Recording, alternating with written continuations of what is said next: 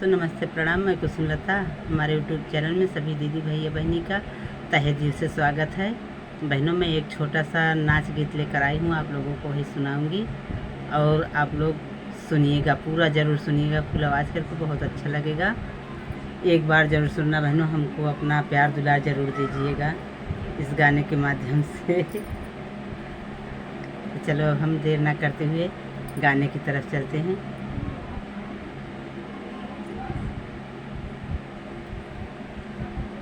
बगिया लागल बा चिरैया तनी उड़ै दाना नदी, बगिया लागल बा चिरैया तनी उड़ै दाना नदी, तनी उड़ै दाना नदी हो तनी उड़ै दाना नदी, बगिया लागल बा चिरैया तनी उड़ै दाना नदी, बगिया लागल बा चिरैया तनी उड़ै दाना नदी।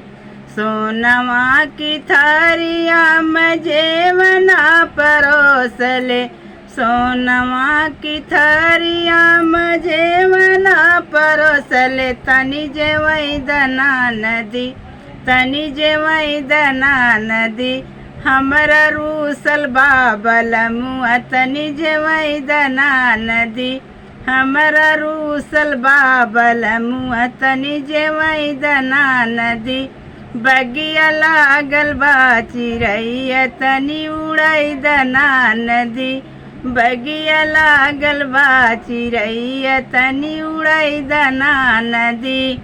सोनवा के लोटवा गंगा ही जल पानी, सोनवा के लोटवा गंगा ही जल पानी, तनी घुटै दाना नदी, तनी घुटै दाना नदी, हमरा रूसल बाबल मुआ तनी घुटै दाना नदी, हमरा रूसल बाबल मुआ तनी घुटै दाना नदी, बगिया लागल बा चिरैया तनी उड़ै दाना नदी, बगिया लागल बा चिरैया तनी उड़ै दाना नदी।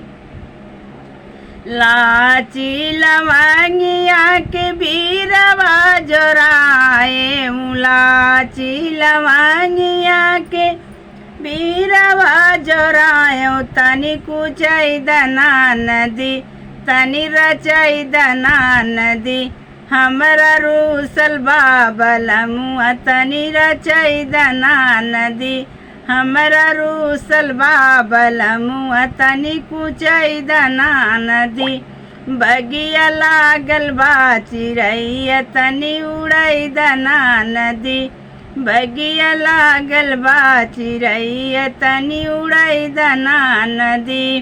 फूलवा ही चूनी चूनी से जिया लगावले, फूलवा ही चूनी चूनी से जिया लगावले, तनी सुतै दाना नदी, तनी सुतै दाना नदी, हमरा रूसल बा सजनवा तनी सुतै दाना नदी, हमरा रूसल बाबल मुआ तनी सुतै दाना नदी, बगिया लागल बा चिरैया तनी उड़ै दाना नदी, बगिया लागल बा चिरैया तनी उड़ै दाना नदी।